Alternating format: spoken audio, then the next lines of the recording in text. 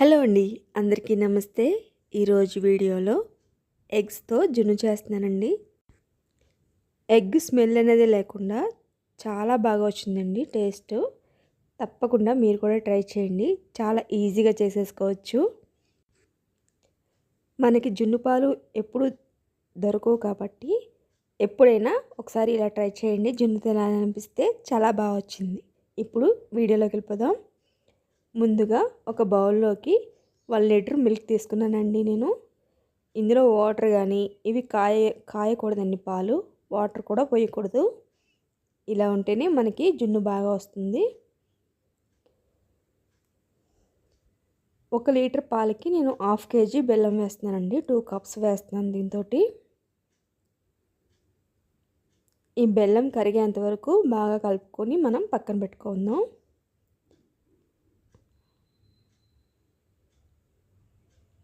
ఇలా మొత్తం కరిగేంత వరకు పక్కకు పెట్టేసుకుందామండి.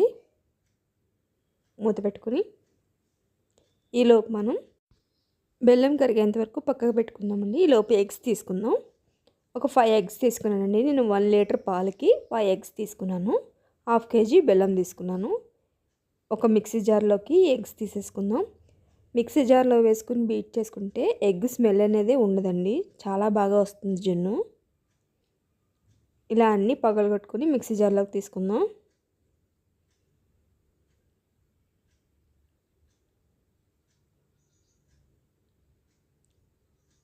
చూసారు కదా, ఇప్పుడు మిక్సీకి వేసేసుకోవాలి. 2-3 సార్లు ఆపుతూ మనం మిక్సీకి వేసుకుంటే బాగా వస్తుందండి.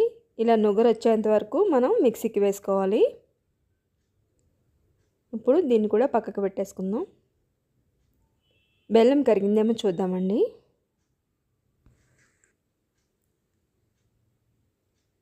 ఇంకా కొంచెం బెల్లం ఉంది కదా, దీన్ని కూడా మొత్తం బాగా మిక్స్ చేసుకొని బెల్లం అంతా కరిగిపోయేదాకా కలిపేసుకోవాలి. ఇప్పుడు దీన్ని మనం ఒక జాలి పెట్టుకొని వడకట్టుకోవాలండి. బెల్లం వేసాం కాబట్టి ఇసుక లాంటిది ఉన్న డస్ట్ ఉన్న వచ్చేస్తుంది. ఇలా వడకట్టుకున్న తర్వాత మనం ఎగ్ వేసుకోవాలి దీంట్లోకి. చూసారు కదా, ఇలా వడకట్టేసుకున్న తర్వాత మనం మిక్సీకి వేసి పెట్టుకున్న ఈ ఎగ్ని ఇందులో కలిపేసుకుందాం.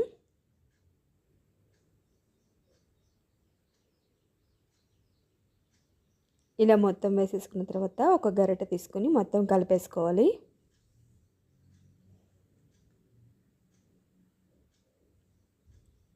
ఇప్పుడు దీంట్లోకి ఫ్లేవర్ కోసం ఇలాచీ పౌడర్ 1 స్పూన్ వేస్తున్నానండి. అలాగే మిరియాల పౌడర్ కూడా 1 స్పూన్ వేస్తున్నాను. ఇవి కూడా కలిసేటట్టు కలిపేసుకొని మనం ఒక గిన్నెలోకి తీసుకుందామండి. ఇదంతా కలిసింది కదా, ఇప్పుడు మనం ఈ పాలని ఒక గిన్నెలోకి తీసుకుందామండి. మనం ఏ గిన్నెలో జున్ను రెడీ చేసుకోవాలనుకుంటున్నామో దాంట్లోకి పాలు తీసుకుందాం. నాకు కరెక్ట్గా ఈ గిన్నెలో 1/2 లీటర్ పాలు పట్టినాయండి. నేను 2 గిన్నెల్లో వేసుకుంటున్నాను.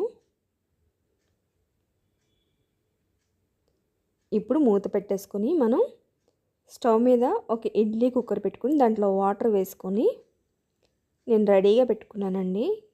వాటర్ హీట్ అవుతున్నాయి. దాంట్లో ఒక స్టాండ్ పెట్టి అప్పుడు ఈ గిన్నె పెట్టుకోవాలి. స్టవ్ లో ఫ్లేమ్లోనే ఉండాలండి.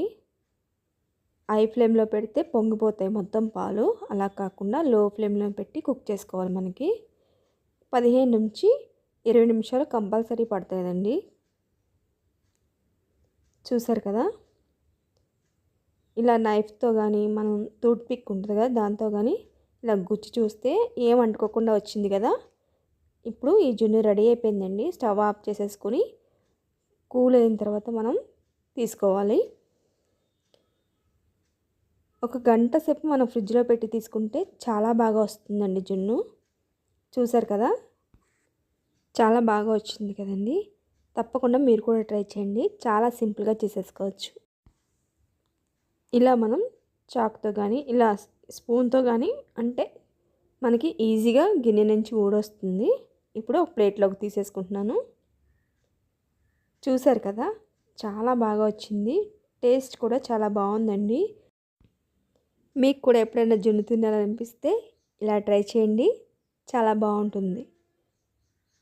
చూసారు కదా, నా వీడియో కనుక మీకు నచ్చితే తప్పకుండా లైక్ చేయండి. ప్లీజ్ లైక్ చేయండి. కొత్త వాళ్ళే ఎవరైనా నా ఛానల్ చూస్తుంటే తప్పకుండా సబ్స్క్రైబ్ చేసుకోండి. ప్లీజ్ సబ్స్క్రైబ్ చేసుకోండి. వీడియో చూస్తున్నారు కానీ లైక్ చేయట్లేదు, సబ్స్క్రైబ్ చేసుకోవట్లేదు. ప్లీజ్ సబ్స్క్రైబ్ చేసుకోండి. నాకు చాలా సపోర్టింగ్గా ఉంటుందండి. Thank you for watching.